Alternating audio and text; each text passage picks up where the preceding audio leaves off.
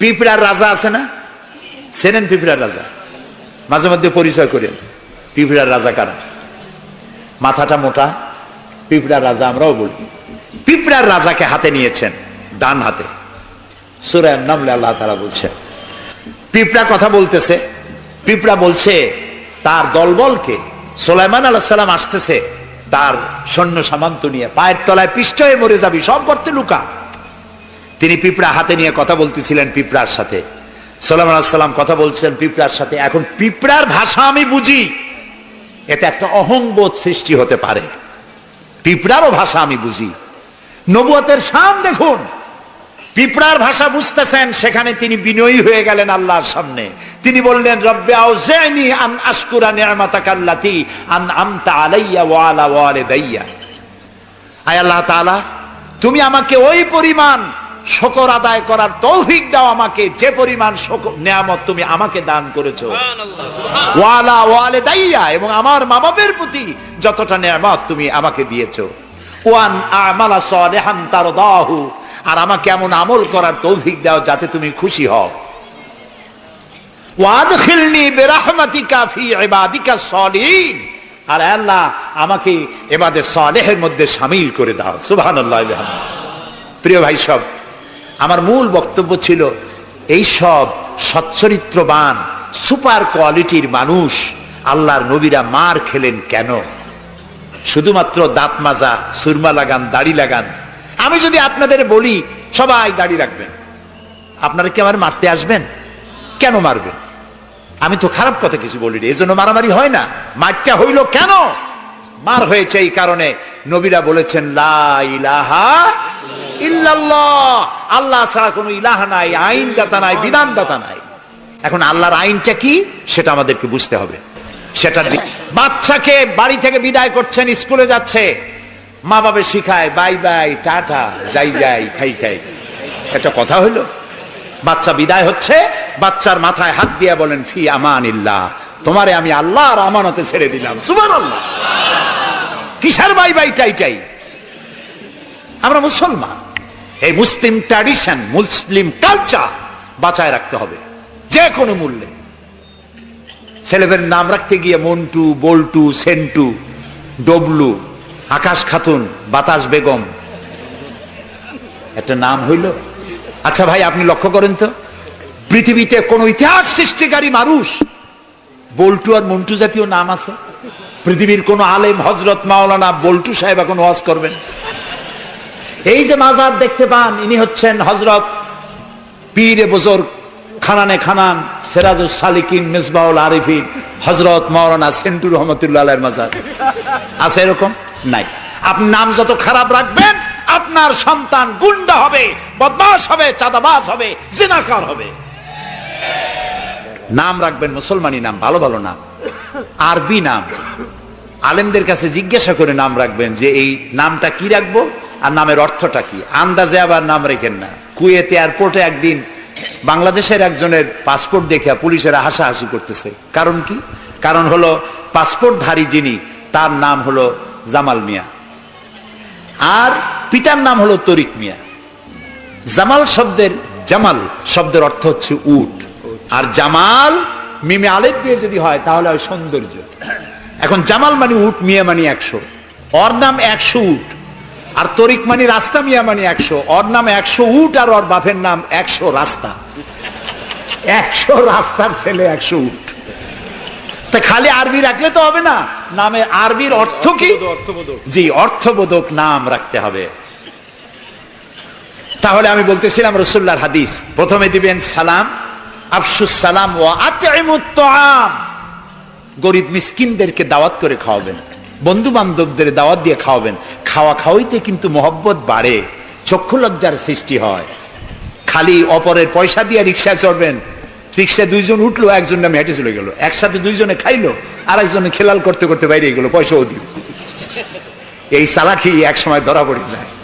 এই জন্য মানুষকে বাড়িতে দাওয়াত দিয়ে খাওয়ানো, রাসূলুল্লাহ বলেন দাওয়াত দিয়ে খাওয়াও। তাহাদ্দু তাহাব্বু, হাদিয়া দাও, মহব্বত বাড়বে। কারো অসুখ হয়েছে, তার বাড়িতে একটু আঙ্গুর নিয়ে যাও, একটু কমলা নিয়ে যাও। তোমার শত্রু যদি হয়, চক্ষু লজ্জার সৃষ্টি হয়ে যাবে। কান্নাহু আলিয়ুন হামিম, দেখা যাবে সে চরম দুশ্মন ছিল, সে তোমার বন্ধু হয়ে গেছে। সুবহানাল্লাহ বলেন না? প্রিয় ভাই সব, হযরত ওমর রাদিয়াল্লাহু তাআলা আনহু মসজিদের ভিতরে দেখলেন কিছু লোক বসা। জোহরে দেখলেন, আসরে দেখলেন, মাগরিবে দেখলেন, এশায় দেখলেন। পরের দিন ফজরের সময় সেই একই জায়গায় কয়েকটা লোক, একই লোক দেখে জিজ্ঞেস করলেন, তোমরা কারা? বলল, নাহনু মুতাওয়াক্কিলিন, আমরা আল্লাহর উপরে ভরসা করি এবং আল্লাহর উপরে ভরসা করে এখানে জিকির আজগার করি। খাও কি? কয় যে আমাদের এই জিকির আজগার দেখে পাশের লোকেরা ভাত রাইন্দে আমাকে খাওয়ায়। রাসূলুল্লাহ বললেন, তোমরা তো মুতাওয়াক্কিলুন, তোমরা তো অন্যের উপরে নির্ভরশীল, আল্লাহর উপরে তো নির্ভরশীল তোমরা নও। শোনো, আগামীকাল এই জোহরের নামাজের পর যদি তোমাদেরকে এখানে বসা দেখি, ব্যাট মেরে মসজিদ থেকে বের করে দেব। মসজিদে নির্দিষ্ট সময় নামাজ পড়তে আসবে, বাকি সময় কাজ করতে হবে মানুষের জন্য, নিজের জন্য, জনগণের জন্য, রাষ্ট্রের জন্য। এর নাম ইসলাম। এর নাম কি? ইসলাম। বাস্তবমুখী, বৈরাগ্য নয়। আপনি দিন কায়েমের জন্য, আল্লাহর বেশি জিকির আজগার করার জন্য জঙ্গলে যাবেন, লা রাহবানিয়াতা ফিল ইসলাম। ইসলামে বৈরাগ্যবাদকে সমর্থন করে না। কথা বুঝে আসছে? সুতরাং আপনি রাত্রি বেলায়, দিনের কোলাহলপূর্ণ সময়, আপনি আল্লাহর সাথে প্রেম করতে সময় পাচ্ছেন না। আল্লাহ তাআলা বলছেন, ওয়াজআলনাল লাইলা লিবাসা ওয়াজআলনা নাওমাকুম সুবাতা, রাত্রে বানাইছি, রাত্রিকে বানাইছি শান্তির আচ্ছাদন। সুবহানাল্লাহ বলবেন না? রাত হলো শান্তির আচ্ছাদন। তীর্যক রৌদ্রের তীব্র প্রখারকে বন্ধ করে দিয়ে, রাতের একটি অন্ধকারের চাদর দিয়ে, কালো চাদর দিয়ে পৃথিবীটাকে ঢেকে দিলাম। আর একটু শান্তির জন্য চাঁদ আর তারকার নামে কিছু ডিম লাইট জ্বালাই দিলাম। গভীর রাত্রে ওঠো, মানুষ যখন ঘুমায় তখন তুমি সেজদায় পড়ে কাঁদো। রাসূলুল্লাহ বলেছেন, অনুশোচনা আর অনুতপ্তের এক ফোঁটা পানি নাকের অর্ধেক আসতে না আসতে আল্লাহ তাআলা ওই ক্রন্দনরত বান্দাকে মাফ করে দেন। সুবহানাল্লাহ। এই তিনটি কাজ যে করবে, কয়টা কাজ? তিনটি। এই তিনটি কাজ যারা করবে, তাদখুলুল জান্নাতা বিসসালাম। আখরাজাহু মুসলিম। মুসলিম শরীফের হাদিস। রাসূলুল্লাহ বলছেন, এই তিনটে কাম করো, শান্তির সাথে জান্নাতে চলে যাবে। তাহলে যে জাতির জীবন ব্যবস্থার নাম কি? ইসলাম। আর আমাদের নাম মুসলমান। সব জায়গায় কিন্তু শান্তি, দেখা হইলে সালাম। আল্লাহর নাম কি? শান্তি। আর আল্লাহর এক নাম কি? সালাম আছেন আল্লাহর নাম, আল্লাহর নাম শান্তি। তারপরে নামাজ পড়ে শেষ করার পরই ডান দিকে বাম দিকে কি বলি? নামাজ পড়েও বলি আসসালামু আলাইকুম ওয়া রাহমাতুল্লাহ। জীবনের শেষ নামাজ কোনটা? জানাজা। তার শেষ কথা কি? আসসালামু আলাইকুম ওয়া রাহমাতুল্লাহ। এরপরে মুমিনদের লাস্ট ডেস্টিনেশন দারাকা দারাস সালাম। শেষ জায়গা কোথায়? জান্নাত। এই যাদের ধর্ম, এই যাদের দিন, এই যাদের জীবন ব্যবস্থা, সেখানে আল্লাহর আইন প্রতিষ্ঠার নামে বোমা মারা লাগবে? জবাব দেন। সন্ত্রাসী তৎপরতা করা লাগবে?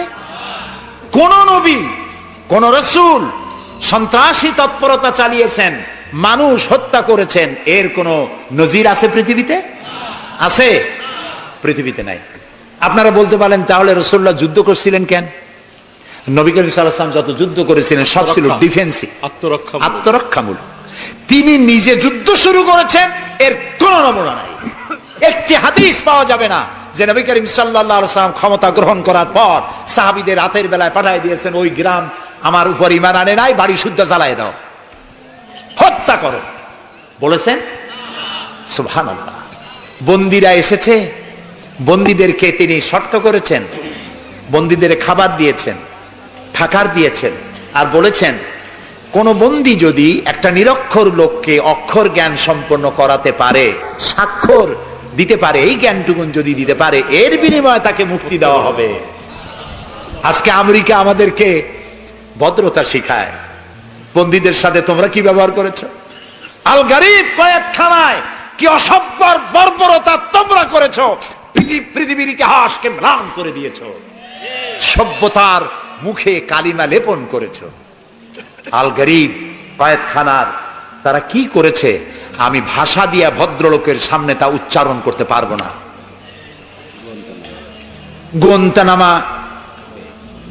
গোয়েন্তানামা বেতে, যেটা পৃথিবীর নরক বলা যায়, পৃথিবীর জাহান্নাম। মুসলমান কয়েদিদের সামনে কোরআন শরীফ খুলে কোরআনের উপরে পেশাব করেছে তারা। একজন মুসলমান হাত পা বান্ধা, তার সামনে কোরআনে পেশাব করলে তার অবস্থাটা কি হয়? সে তো আত্মহত্যা করতে চায় তখন, আমার জীবন চলে যাক, কোরআনের অমর্যাদা তো সহ্য করা যায় না। তোমরা তাই করেছ।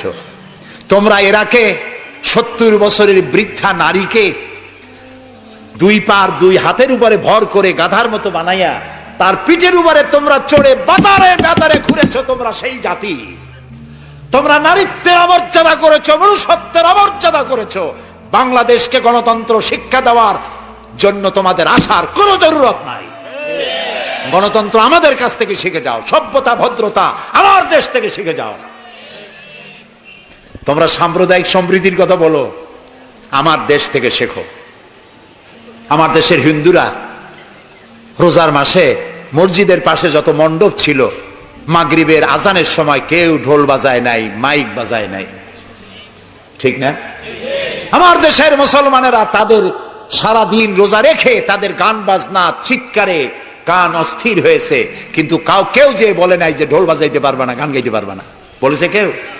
সাম্প্রদায়িক সম্প্রীতি এখানে তোমরা খুঁজে বেড়াও যেখানে সম্প্রীতি নাই। কোথায় সাম্প্রদায়িক সম্প্রীতি নাই? সব জায়গায় সাম্প্রদায়িক সম্প্রীতি। সব থেকে পৃথিবীর মধ্যে বাংলাদেশে সাম্প্রদায়িক সম্প্রীতি সব থেকে বেশি। দেশের বদনাম বিদেশে গিয়ে এত বলে মানুষ, চিন্তা করতেও কষ্ট হয়। এখন ধোঁয়া তুলেছে দ্রব্য মূল্যের জ্বালায় বাংলাদেশ নাকি শেষ। আচ্ছা ভাইরা, দ্রব্য মূল্য পৃথিবীতে কোথায় না বেড়েছে? তবে আমাকে বলতে হবে, দ্রব্য মূল্যের বাড়ত কারণে বরিশালে না খাইয়া মরছে কয়জন? আমি আপনার কাছে হিসাব চাই, বলেন। মরেছে একজনও? বাংলাদেশে মরছে একজনও? দ্রব্য মূল্য বাড়তে পারে, কিন্তু ক্রয় ক্ষমতাও তো বেড়েছে মানুষের, আলহামদুলিল্লাহ বলেন। আমি তো সেদিন আমার পিরোজপুরে দেখলাম এক রিক্সাওয়ালা, তার বাড়িতে শামিয়ানা টানানো। আমি জিজ্ঞেস করলাম, এই বাড়িতে কি বিয়ে নাকি? বললো যে একটা রিক্সাওয়ালা অমুক, তারা চিনলাম, তার বাড়িতে বিয়া। সে বিবাহের জন্য পাড়েরহাট বাজার থেকে, ডেকোরেটর থেকে চেয়ার ভাড়া করে এনেছে, শামিয়ানা এনেছে, সেজন্য ধার কর্য করতে হয়নি, সে পয়সা পেয়েছে, তার কাছে পয়সা আছে। বিজিডি, বিজিএফ, তারপরে বৃদ্ধ ভাতা, বয়স্ক ভাতা, এরপরে মুক্তিযোদ্ধা ভাতা, উপবৃত্তি, টিআর, কাবিখা, বিভিন্ন রকমের বিভিন্ন পদ্ধতিতে মানুষের দুয়ারে ক্রয় ক্ষমতার জন্য সরকার টাকা পৌঁছে দিয়েছে। যদি 4-5 বছর আগে সে কত পাইতো আর এখন কত পায়? সেটাই কথা। 1 টাকা যখন চাউলের সেট ছিল তখন মানুষ না খেয়ে মরতো, এখন 20-22 টাকা, তা তো না খেয়ে মরছে না। আলহামদুলিল্লাহ বলে। আলহামদুলিল্লাহ। বিচারকরা আইন বানায়, তৈরি করা আইনের উপরে তারা ডিসিশন দেন। এই যে আইনজীবী দুজন 2 পাশে আমার বসে আছে, ওনরা যে পার্লামেন্টের মেম্বার, আদালতে এই জন্য এমপি কে দেখাই দেয়। জি, তো এই যে 2 জন আইনজীবী বসে আছেন আমার পাশে, ওনরা প্রতিষ্ঠিত আইনের উপরে ওনরা আর্গুমেন্ট করেন। আমার দেশে যত আইন আছে, সিভিল ল যেটা, সেখানে তো ইসলামী আইন আছে, আছে না বললেন কেন? আন্দাজে সিভিল ল এর মধ্যে আছে, ক্রিমিনাল ল এর মধ্যে কিছুটা নাই, কিন্তু সিভিল ল এর মধ্যে আছে। মুসলিম পারিবারিক আইন, এটা তো আছেই। সুতরাং বিচারক মারা, আইনজীবী মারা। এরপর বললো, আচ্ছা তুমি যদি এখন মরো, কয় যে আমি তো শহীদ হয়ে যাবো। আরে উল্লুক, তুমি শহীদ হবা কেমনে? তুমি তো মানুষ খুন করে আসছো, তোর তো জাহান্নামে যাওয়া লাগবে। চট্টগ্রাম আল্লাহ তাআলা বলেছেন, ওমাই ইয়াকতুল মুমিনান মুতাআম্মিদান ফাজাযাউহু জাহান্নাম খালিদান ফিহা ওয়া গাদাবাল্লাহু আলাইহি ওয়া লানাহু ওয়া আ'আদ্দা লাহু আযাবান আযীমা। আল্লাহ তাআলা বলেছেন, যে ব্যক্তি কোনো মানুষ হত্যা করে, মুমিন হত্যা করে ইচ্ছে করে, তার একমাত্র শাস্তি হলো জাহান্নাম। কে বলতেছে? আল্লাহ তাআলা। জাহান্নাম, এবং আল্লাহ লানত, এবং চিরকাল সে জাহান্নামে থাকবে। আল্লাহ তাআলা আরো বলছেন, ওমান কাতালা নাফসান বিগাইরি নাফসিন আও ফাসাদিন ফিল আরদ ফাকান্নামা কাতালান নাসা জামিআ। যদি বিচারকরা বিচারের মাধ্যমে কাউকে মৃত্যুদণ্ড না দেয়, এরকম কোন মানুষকে কেউ যদি হত্যা করে, সে একটি মানুষ হত্যা করলো না, সেজন্য বিশ্বের সমগ্র মানব গোষ্ঠীকে হত্যা করলো। একটা মানুষ হত্যা করার অপরাধ হচ্ছে বিশ্বের সব মানুষ হত্যা করার সমান। ওয়ামান আহিয়াহা, আর কেউ যদি একটি মানুষকে বেঁচে থাকার সুযোগ করে দিল। ফাকান্নামা আহিয়ান নাসা জামিয়া, সে যেন সারা পৃথিবীর মানুষগুলিকে বেঁচে থাকার জন্য সুযোগ করে দিল। যারা মানুষ হত্যা করে তাদের শাস্তি কি? আল্লাহ তাআলা বলছেন, ইন্নামা জাযাউল্লাযীনা ইউহারিবুনাল্লাহা ওয়া রাসূলাহু ওয়া ইয়াসআউনা ফিল আরদি ফাসাদান, যারা আল্লাহর এই জমিনে বিপর্যয় সৃষ্টি করতে চায়, সন্ত্রাস সৃষ্টি করতে চায়, তাদের জন্য 4 প্রকার শাস্তি। কয় প্রকার শাস্তি? কে বলতেছে? যারা বোমা মারে, যারা গ্রেনেড হামলা করে, যারা মানুষ হত্যা করে, যারা শান্তিপূর্ণ সমাজের উপরে সমাজকে বিশৃঙ্খলা সৃষ্টি করতে চায়, আল্লাহ তাআলা তাদের জন্য 4 প্রকারের শাস্তি নির্ধারণ করেছেন।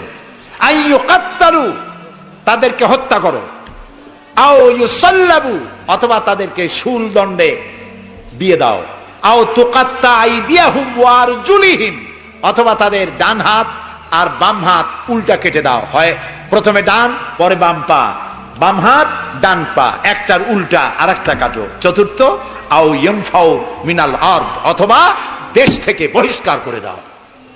ইয়া আইয়ুহাল্লাযীনা আমানু ওয়াবতাগু ইলাইহিল ওয়াসিলা।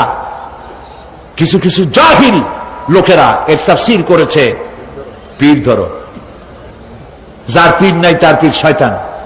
নাউযু বিল্লাহ। যদি এটা সত্য হবে তাহলে ইমাম আবু হানিফার পীরকে, ইমাম শাফিঈর পীরকে, ইমাম আহমদ বিন হাম্বলের পীরকে, যারা এই কথা বলে তারা শয়তানের ওয়াসওয়াসায় নিমজ্জিত। ওয়াবতাগু ইলাইহিল ওয়াসিলা এর তাফসীর হচ্ছে আয় আমলে সালেহ, নেক কাজের ওসিলা ধরো। কি কাজের ওসিলা ধরো? নেক কাজের ওসিলা ধরো। কারণ কিয়ামতের দিন আল্লাহ পাক আরো পরিষ্কার করে বলছেন, লান তানফাকুম আরহামুকুম ওয়ালা আওলাদুকুম ইয়াউমাল কিয়ামাহ। কিয়ামতের দিন সন্তান সন্ততি আর সম্পদ কোনো কাজে লাগবে না, এগুলি কোনো উপকার হবে না মানুষের জন্য।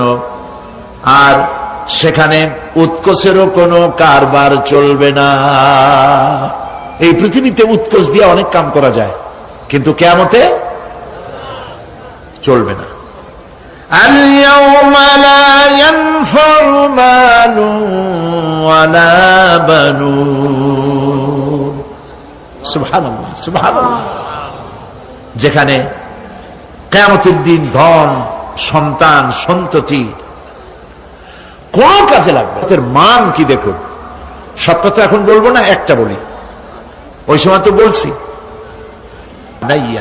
আর একজনকে বাপেরা ডাক দেয়, এই খোকা গাদা।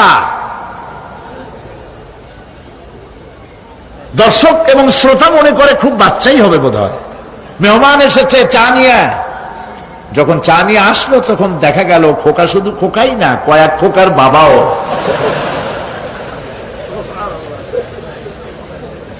হযরত লোকমান যে নসিহত তার ছেলেকে করেছেন, বোঝার কোনো কারণ নাই যে তিনি ছোট। ছোট হলে এত বড় নসিহত বাচ্চাকে করা যায় না। তিনি যে নসিহত করেছেন তার লোড অনেক বেশি। কি নসিহত? হযরত লোকমান নসিহত করছেন, ইয়া বুনাইয়া ইন্নাহা ইনতাকু মিসকালা হাববাতিন মিন খারদালিন। ও আমার কলিজার টুকরা সন্তান, কোন জিনিস রেণুকার মতো,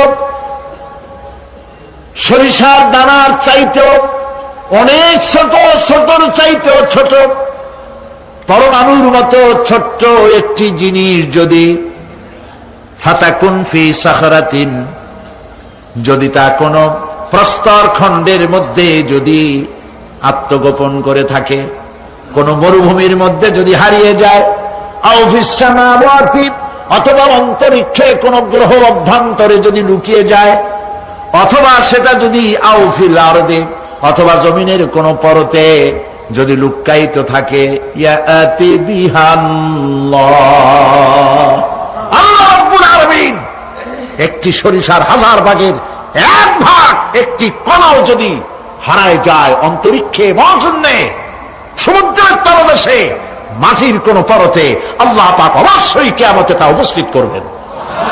আল্লাহু আকবার। ইন্নাল্লাহা লতীফুন খাবীর, তিনি আপনি যাবেন ট্রেনে করে ঢাকা, পাহাড়তলী রেল স্টেশন, এখনো আছে না পাহাড়তলীতে? পাহাড়তলী রেল স্টেশন, ওয়েটিং রুমে গিয়ে বসছেন, ওইটা আপনার বাড়ি না, ট্রেন আসতে চলে যেতে হবে, ঠিক কিনা? কোনো লাভ নাই, কবরটা খালি পড়ে থাকবে। প্রিয় ভাই সব, দারুণ শীত পড়েছে, মানুষ মরে যাচ্ছে, অনেক মানুষ এবার মারা গেছে শীতে।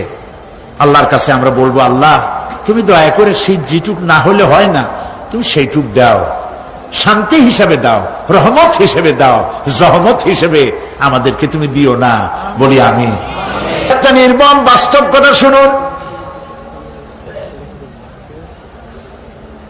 আপনি যদি কোন একটি এতিমের গায়ে, কোন এক অনাথিনী বিধবার গায়ে, কোন এক কচি শিশু, বাপ নাই মা নাই, শীতের দিনে খালি গায়ে কেন দুইটা হাত গলার উপরে ধরে সকালবেলায় কাঁপতেছে, ওই বাচ্চা এতিমের গায়ে একটি চাদর, একটি গেঞ্জি, একটি পুরানা সোয়েটার গায়ে দিয়ে যদি এতিম বাচ্চার মুখে যদি হাসি ফোটাতে পারেন, বিশ্বাস করুন 20 বছর ধরে 22,000 শ্রমিক লাগাইয়া 20 কোটি টাকা খরচের তাজমহলের চাইতে আল্লাহর কাছে এতিমের মুখের হাসির দাম বেশি। আখিরাতে আমাদের সকলকে উঠতে হবে, সেখান থেকে কেউ আমরা কি বাঁচতে পারবো না, উঠতে হবে সবাইকে। অনেক লম্বা আলোচনা করব না, এখন শেষ করে দেই, বাকি কথা কালকে বলবো ইনশাআল্লাহ। বলেন ইনশাআল্লাহ।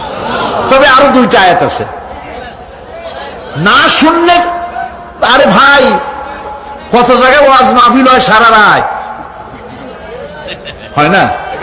সারা রাত ফজরের সময় গরু গোশত খায়, জম্মের খাওয়া, সারাদিন পেট খারাপ, কি শুনলো আর কি কইলো আল্লাহ জানে। পরে লোকেরা জিজ্ঞেস করে, ভাই গত রাত্রে যে তোমার টের পাই নেই, তুমি কোথায় গেছিলা? কয় বাবা গেছিলাম ওয়াজ শুনতে। কি ওয়াজ? কয় শেষ কথা বলে শেষ করা যাবে না। হাই রে ওয়াজ, কি ওয়াজ? কয় অনেক বিষয়। কয় ভাই আমি তো যাই নাই, 2-1টা বিষয় আমার শোনাও না। কয় আল্লাহর কসম সারা রাত তেমন শোনা শুনছি যার একটা কথাও আমার মনে নেই। দাম আছে এগুলা?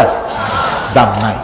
কিসসা কাহিনী হাবি যাবি, যার পেছনে কোরআন নাই, দলিল নাই, আছে শুধু হিংসা আর হিংসা। অমুকের তাফসীর খারাপ, অমুকের অমুক খারাপ, তমুক খারাপ, এই চিৎকার দিয়া বাজার গরম করতে পারবেন না। কারণ মানুষের আপনাদেরকে চিনে ফেলেছে, আপনারা ফাসাদ সৃষ্টি করতে চান, আপনারা মানুষের মধ্যে বিভেদ সৃষ্টি করতে চান। এই জন্য লাখ টাকা খরচ করে মানুষ পাবেন না, মানুষ আসবে কোরআনের মহব্বতে, কোরআনের কথা শুনতে। সুবহানাল্লাহ। প্রিয় ভাই সব,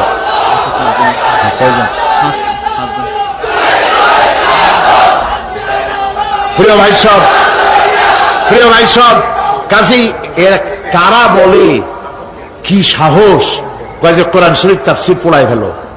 আস্তাগফিরুল্লাহ। হুজুর কেবলা আপনি কি নিজে একখান তাফসীর লিখছেন? কোরআনের তাফসীর, কয় যে তাফসীর পড়ায় দেওয়া যায়, বেদ পুরাণ পড়ানো হতো। তাহলে আপনি অন্য ধর্মের কিতাবও পড়াইতে চান, যা আল্লাহ নিষেধ করেছেন। আপনি অন্য ধর্মের বেদ বাইবেল পড়াবার এখতিয়ার কে দিল আপনাকে? কথা বলার সময় একটুখানি সংযত হয়ে কথা বলুন। আমরা বেদকে সম্মান করি, আমরা বাইবেলকে সম্মান করি, প্রত্যেকটি জাতিকে সম্মান করি, শ্রদ্ধা করি, তবে ঈমান আনি কোরআন শরীফের উপরে।